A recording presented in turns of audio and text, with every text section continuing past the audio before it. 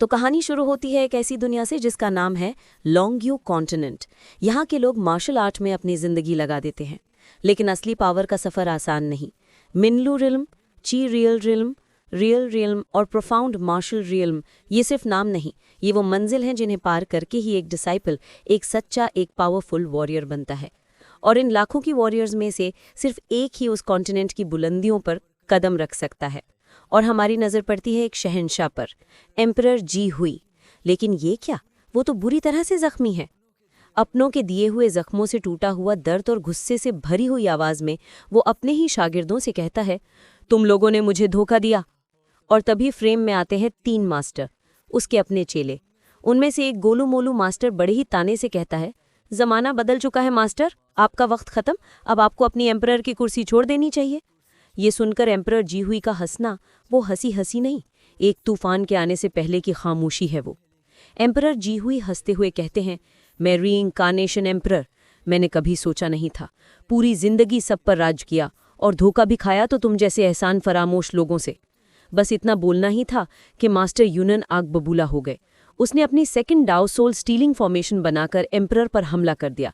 लेकिन एम्परर तो एम्परर होता है, एक झटके में अपनी शील्ड से उस हमले को ऐसे रोकता है जैसे मच्छर मार रहा हो। अपने साथी का वार खाली जाता देख दूसरे मास्टर मॉक डीमन ड्रैगन को समन कर लेता है और सीधा भेज देता है एम्परर की तरफ। लेकिन एम्परर जी हुई डरता नहीं, वो अपनी फॉर्मेशन को और पावर देके 4 सिंपल फॉर्मेशन क्रिएट करता है और उस फॉर्मेशन से अनगिनत तलवारें निकलती हैं। उस तलवारों के सैलाब को अपनी तरफ आधे देखकर गोलू मास्टर एक प्रोटेक्शन शील्ड बनाते हैं और उस अटैक को नष्ट कर देते हैं। फिर वो मिलकर एम्परर को एक जाल में फंसा लेते हैं। एक मास्टर आगे बढ़कर कहता है, मास्टर बहुत हुआ, हमें रीइंकार्नेशन फॉर्मूला दे दो, हमारे पुराने रिश्ते के खातिर हम तुम्हारी जान बख्श देंगे। एम्परर जी हुई कहता है, ऐसा सोचना भी मत। ये सुनकर गोलू मोलू मास्टर मुस्कुराता है और कहता है, जब मास्टर प्यार से नहीं मान रहे तो हमें उंगली टेढ़ी करनी ही पड़ेगी। वो अपनी जेब से एक स्पिरिचुअल पिल निकालता है। उसे देखते ही एम्परर की आंखों में गुस्सा आ जाता है। एम्परर जी ये कहते हैं, ब्रेन मैरो पिल, इससे मुझे कंट्रोल करना चाहते हो, ख्वाब में भी मत सोचना। ये कहते ही एम्परर जी हुई की बॉडी से इतनी पावरफुल एनर्जी निकलती है कि सब कांप जाते हैं। गोनू मोनू मास्टर चीखता है और कहता है, अरे नहीं, ये तो हम सबको अपने साथ ले जाना चाहता है, रुको, इसे रोको। चारों मास्टर अपनी पूरी ताकत लगा देते हैं, लेकिन तब तक बहुत देर हो चुकी थी। एक जोरदार धमाका होता है और एम्परर जी हुई की बॉडी डिस्ट्रॉय हो जाती है। सीन शिफ्ट हो जाता है आज के वक्त में। यहाँ हम मिलते हैं एक ऐसे लड़के से जिसकी किस्मत गर्दिश में है। कुछ गुंडे उसकी धुलाई करके उसका हाल बेहाल कर देते हैं और तभी स्टोरी में एंट्री होती है कहानी के विलन की, यंग मास्टर लाओ हुई एरोगेंटली कहता है, जिंग युन से आओ, तू तो मिनलू रिल्म का पहले लेवल का कचरा है और तेरे दादाजी तुझे हीरा समझते हैं। बेचारा जिंग युनस्याओ उठने की भी हिम्मत नहीं कर पा रहा था। जिंग युनस्याओ कमजोरी हालत में बोलता है, ये हमारे जिंग परिवार का मामला है, तुम इसे दूर रहो। जिंग युनस्याओ गुस्से में अपना मुक्का उठाता है, पर लाओहुई उसके हाथ को पकड़कर उसे दूर फेंक देता है। लाओहुई हंसते हुए कहता है, दूर रहूं? सुनो रे सब, अगर ये जिंग परिवार यहाँ नहीं टपकता तो ये हंगवे टाउन कब का हमारे लो परिवार का हो गया होता। जिंग युनस्याओ कहता है, तुम लोग कमजोरों को सताते हो। लाओहुई कहता है, जो भी कहना है कह ले, आज के बाद से हंगवे टाउन पर सिर्फ लो परिवार का राज होगा। लोहुई और उसके गुंडे जिंग युनस्याओ को अधमरा करके छोड़ देते हैं। जब जिंग युनस्याओ बेहोश पड़ा था तब उसके कानों में एक आवाज गूंजती है, एक जानी पहचानी सी आवाज, पावरफुल आवाज एम्परर जी हुई की आवाज सुनाई देती है। वो कहते हैं कि जिंग स्याओ जागो, उठो जिंग युनिंग स्याओ। जिंग युनिंग स्याओ धीरे से आंखें खोलता है और हैरानी से कहता है, मैं यहाँ कैसे, मैं तो मर चुका था ना। उसके दिमाग में एम्परर जी हुई की आखिरी लड़ाई के मंजर घूम रहे थे। वो कुछ समझ नहीं पा रहा था। तभी एक व्हीलचेयर पर बैठी लेडी उसके पास आती है। वो आंटी जी कहती हैं, जिंग युनिंग स्याओ, तू उठ गया, ठीक है तू? जिंग युनिंग स्याओ कहता है, मैं ठीक हूँ, ग्रैंडफादर कहाँ है? तो वो आंटी जी कहती हैं, तू तो अपने ग्रैंडफादर के गुस्से को जानता ही है। जब से लू वी ने तुझे मारा है वो अकेले ही लुओ फैमिली से हिसाब लेने गए हैं। वो आंटी जी उसे बताती हैं कि कैसे लुओ फैमिली पहले गुंडागर्दी करती थी और जिंग फैमिली के आने के बाद उन्हें पीछे हटना पड़ा था, पर अब उन्होंने हद पार कर दी है। जिंग युनिंग स्याओ कहता है, लो परिवार ग्रैंडफादर के गुस्से से वाकिफ है, फिर भी उन्होंने ये हिम्मत की, इसका मतलब दाल में कुछ तो काला है। जिंग युनस्याओ को लाओहुई की बात याद आती है, आज से हंगवे टाउन सिर्फ हमारा होगा। उसका दिमाग तेजी से चलता है। जिंग युनस्याओ जल्दबाजी में कहता है, आंटी यहाँ बहुत बड़ी गड़बड़ होने वाली है, सबको बोलो कि जिंग मेंशन खाली कर दें, लो परिवार का असली निशाना हम हैं। आंटी कहती हैं, ये तुम क्या कह रहे हो? इससे पहले कि वो कुछ समझ पाते बाहर से चीखने की आवाज़ आने लगती है।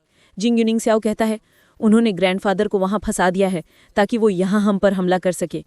आंटी बाहर जाकर देखती है तो उनके पैरों तले से ज़मीन खिसक जाती है। लो परिवार ने हमला कर दिया था।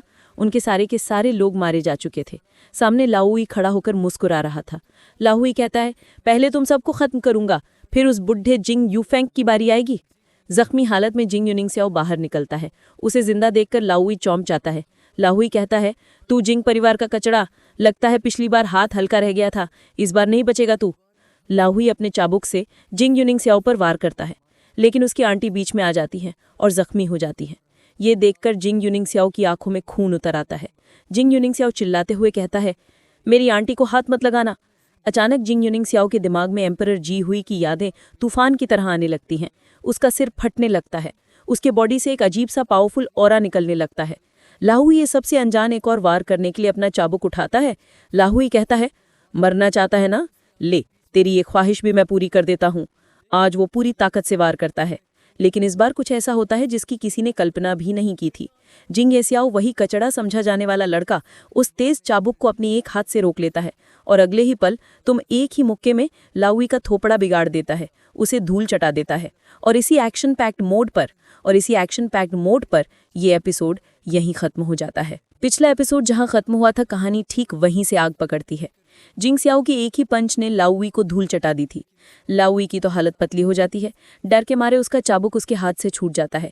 वो हैरान होकर सोचता है, इसके पास ऐसी पावर कहाँ से आई? इसने मुझे पीछे धकेल दिया। लेकिन जिंग एसियाओ उस पर ध्यान नहीं देता। वो सीधा अपने जख्मी जूनियर ब्रदर एडजुई के पास जाता है। उसके जख्मों को देखकर जिंग यूनिंग स्याओ की आंखों में गुस्सा दहक उठता है। जिंग यूनिंग स्याओ कहता है, तुम साइड में आराम करो, इन सबको मैं देख लूंगा। जिंग यूनिंग स्याओ उन हमलावरों से कहता है, आज मैं जिंग यूनिंग स्याओ तुम सबको जिंदगी भर पछताने पर मजबूर कर दूंगा। ये सुनकर सारे सैनिक बेवकूफ उस पर हंसने लगते हैं। लाउई भी उसका मजाक उड़ाते हुए कहता है, हाँ, मिनलुल रेल्म का फर्स्ट लेवल का कचड़ा इतना उछल रहा है। उतने में ही लाउई का एक चमचा आगे आके बोलता है, हमारा यंग मास्टर लेवल 7 का जीनियस है। और लाउई बिना सोचे समझे जिंग यूनिंग स्याओ पर एक पावरफुल पंच से अटैक कर देता है। लेकिन जिंग यूनिंग स्याओ उस पंच को ऐसे पकड़ता है जैसे कोई फूल पकड़ रहा हो, और अगले ही पल एक जोरदार लात मारकर उसे दूर फेंक देता है। उसकी हालत इतनी टाइट हो चुकी थी, उसके साथी को आकर उसे संभालना पड़ता है। घायल लो हुई अपने चाचा पर चीखता है, अंकल आओ, इसे मारो, इसका काम तमाम कर दो। अंकल आओ गुस्से में आगे आते हुए कहता है, मेरे यंग मास्टर को चोट पहुंचाने की हिम्मत की तूने अपनी मौत को दावत दी है। मास्टर आओ अपनी मीटियोर ब्लेड टेक्निक को एक्टिवेट करके जिंग यूनिंग स्याओ पर हमला करता है। लेकिन जिंग यूनिंग स्याओ भी कम नहीं। वो अपनी शॉर्ट फिंगर टेक्निक से उसके हर वार को ऐसे डॉज करता है जैसे हवा से बात कर रहा हो। दोनों के बीच एक ऐसी आइकॉनिक फाइट शुरू हो जाती है जिसे देखकर मजा आ गया। जिंग यूनिंग स्याओ सिर्फ अपनी उंगली से मास्टर आओ के तलवार को रोक लेता है और उसे लात मारकर पीछे धकेल देता है। मास्टर आओ को लगता है कि उसके आंखों ने सस्ता नशा किया है, इसलिए उसे अपनी आंखों पर भरोसा नहीं होता। मास्टर आओ कहता है, ये नामुमकिन है। वो अपनी पूरी ताकत से और स्पीड से जिंग स्याओ की तरफ बढ़ता है, जैसे अभी उसके टुकड़े टुकड़े कर देगा। लेकिन इससे पहले कि किसी की पलकें भी झपकें, जिंग स्याओ के शॉर्ट फिंगर पॉइंट से एक ऐसी रोशनी निकलती है कि मास्टर आओ वहीं ढेर। जिंग यूनिंग स्याओ कहता है, मैंने इसकी कल्टीवेशन पावर तबाह कर दी है, ये मर चुका है, अब तेरा क्या होगा कालिया। ये देखकर लुई की तो फट के हाथ में आ जाती है। वो अपने साथी के पीछे छुपते हुए गिड़गिड़ाने लगता है। लाउई गिड़गिड़ाते हुए कहता है, प्लीज मेरे पास मत आना, मुझे जाने दो, मेहरबानी करके मुझे जाने दो।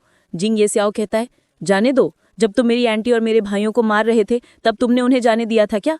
डरते हुए लाउई अपने बचे हुए साथियों को ऑर्डर देता है, इसे खत्म कर दो। लेकिन जिंग स्याओ एक ही हमले में तीनों को धूल चटा देता है। एक हीरो की तरह जिंग स्याओ आगे बढ़ रहा था और लाउई जमीन पर गिरकर माफी मांग रहा था। लाउई कहता है, प्लीज मुझे जाने दो, मुझे बख्श दो। लेकिन जिंग स्याओ उसके मुंह पर एक जोरदार पंच मारता है।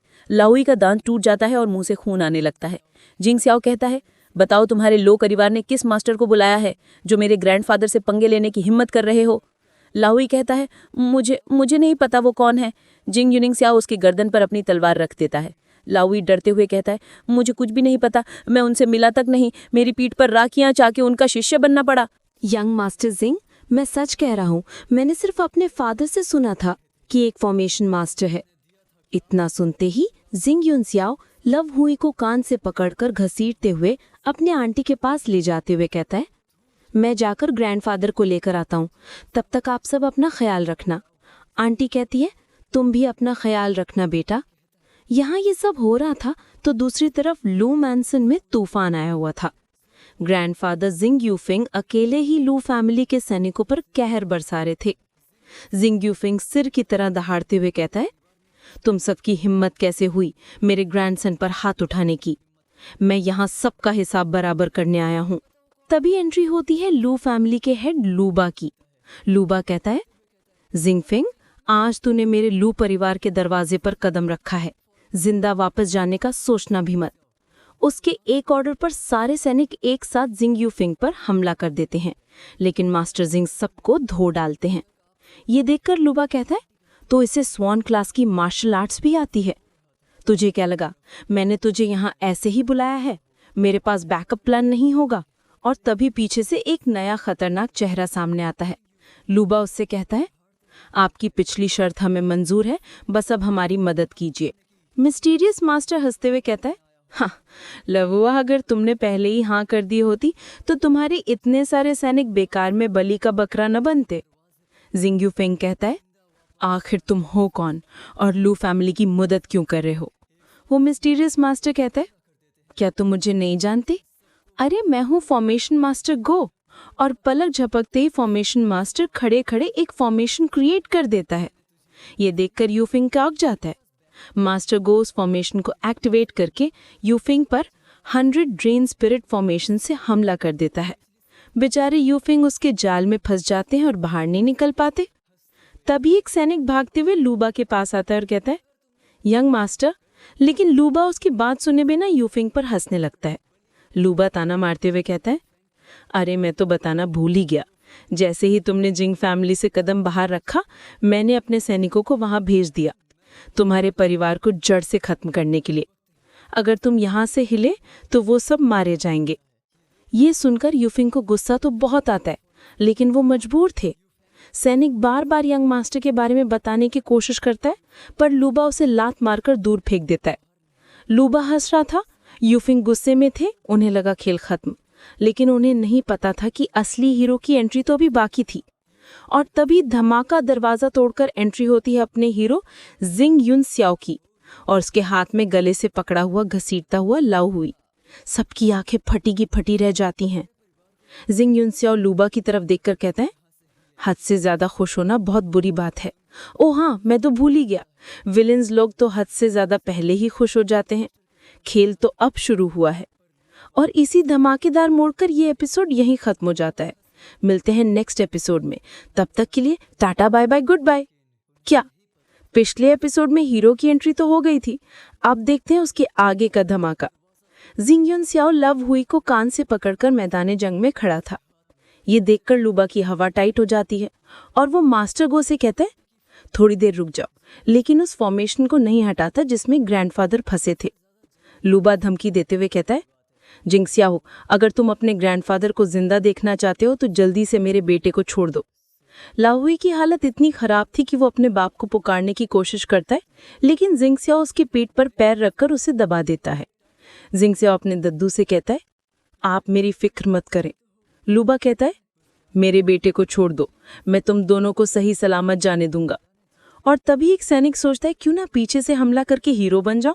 वो तलवार से हमला करता है, लेकिन ग्रैंडफादर चीखते हैं कि जिंग यूजियाओ सावधान। जिंग यूजिया पलक झपकते ही घूमता है और उस सैनिक को एक ऐसी लात मारता है कि वो दूर जा गिरता है। ये स्पीड देखकर ग्रैंडफादर यूफिंग भी सोच में पड़ जाते हैं, इसने इतनी तेज मूव टेक्निक कब से सीखी।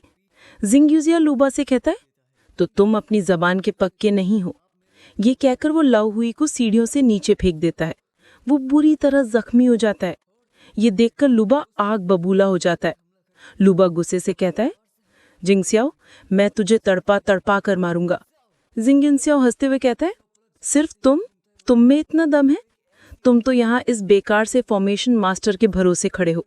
बेकार लफ्ज सुनते ही फॉर्मेशन मास्टर गो का पारा चढ़ जाता है। मास्टर गो गुस्से से कहते हैं, तूने मुझे बेकार कहा, अबे लड़के तुझे मरने की बहुत जल्दी है। वो अपनी फॉर्मेशन को एक्टिवेट करने लगता है, लेकिन हमारा हीरो तो प्रो लेवल प्लेयर निकला। उसने अपने इमेजिनरी ग्लासेस नीचे किए और एक ही नज़र में पूरी फॉर्मेशन का एक्सरे कर लिया। जिंगजियाओ ठंडे तरीके से कहता है, ये तो स्पिरिट फॉर्मेशन है।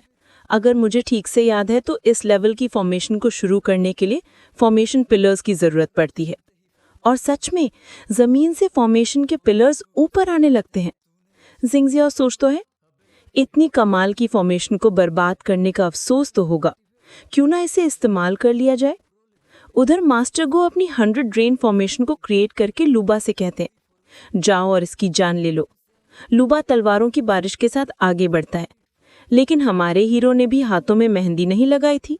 वो भी अपनी रेन स्पिरिट फॉर्मेशन को क्रिएट करता है और अनगिनत तलवारों से पूरे सीन को ही फ्रीज कर देता है। ये देखकर लूबा अचानक ब्रेक मारता है, पर जिंगयुनसियाओ रुकता नहीं। वो अपनी तलवारों से हमला कर देता है। पहले 2 अटैक से लूबा बच जाता है, लेकिन तीसरा अटैक सीधा उसके सीने में जा लगता है। लूबा डरते हुए कहता है, मास्टर गो, ये सब क्या हो रहा है? मेरा मुंह क्या देख रहे हो? मारो इस लड़के को, मारो इस लड़के को। मास्टर गो हैरानी से कहते, ये कैसे हो सकता है? इसने मेरी फॉर्मेशन को कैसे खत्म कर लिया? मास्टर गो दूसरी फॉर्मेशन बनाने की कोशिश करता है, पर फेल। उसकी कोई भी टेक्निक काम नहीं कर रही है। और तभी जिंगजियाओ उस फॉर्मेशन का कोर, उसके पिलर्स को ही जमीन से बाहर निकाल लेता है। ये देखकर मास्टर गो की आंखें फटी की फटी रह जाती हैं। जिंगजियाओ अपने दद्दू से कहता है, अब आप आजाद हैं। ग्रैंड मास्टर यूफिंग मौका देखते ही मास्टर गो पर हमला कर देते हैं। दोनों में फाइट शुरू हो जाती है।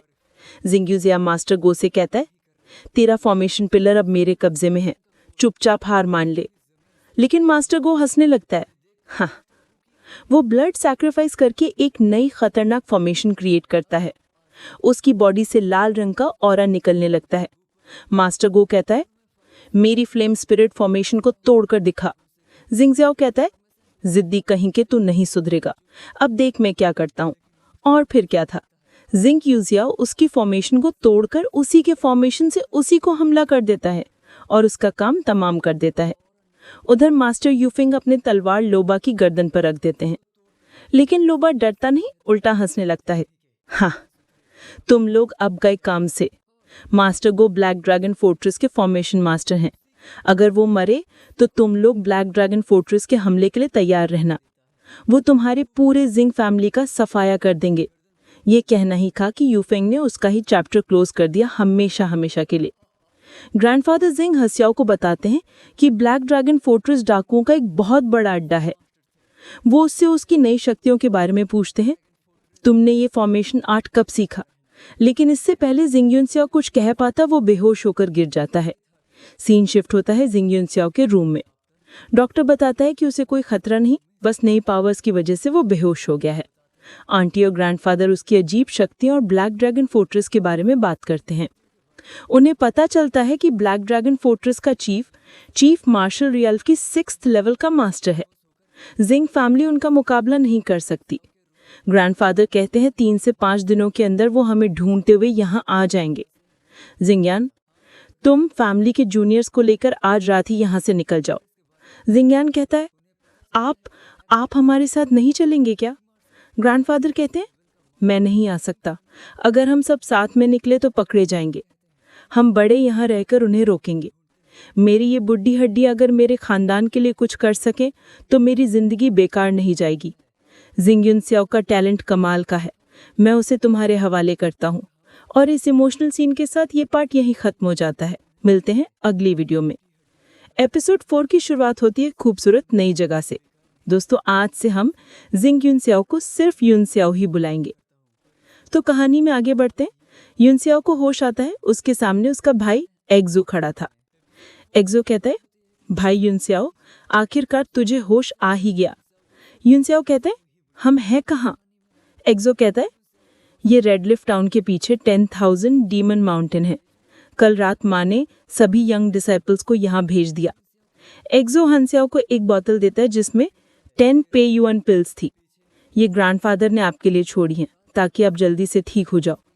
ये सुनते ही युनसियाओ को सब कुछ समझ आ जाता है कि बड़े लोग कुर्बानी देने के लिए पीछे ही रुक गए हैं। वो गुस्से और दुख में वापस भागने लगता है, लेकिन उसकी आंटी जिंगयान उसे रोक लेती है।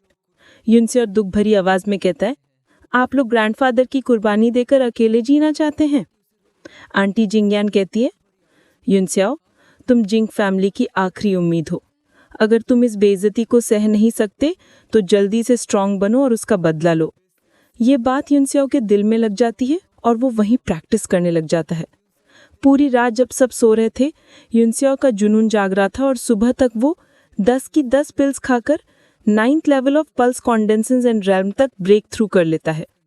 युनस्याओ खुद से कहता है कि मेरी यादों में जो टेक्निक्स हैं उसके साथ मैं नॉर्मल मॉन्स्टर्स को संभाल सकता हूँ, लेकिन ब्लैक ड्रैगन फोर्ट्रेस के लिए ये काफ़ी नहीं होगा। इतने कम टाइम में मैं अपनी ताकत कैसे बढ़ाऊं? तभी उसे याद आती है बीस्ट कंट्रोल टेक्निक। वो चुपके से गुफा से बाहर निकल जाता है। जंगल में वो एक जहरीले सांप को कंट्रोल करने की कोशिश करता है, लेकिन वो उसकी सोच से भी कई गुना ज़्यादा ताकतवर निकला। उसे मजबूरन उसे मारना पड़ता है। फिर उसे एक 5th रैंक की डीमनिक बीस्ट दिखती है।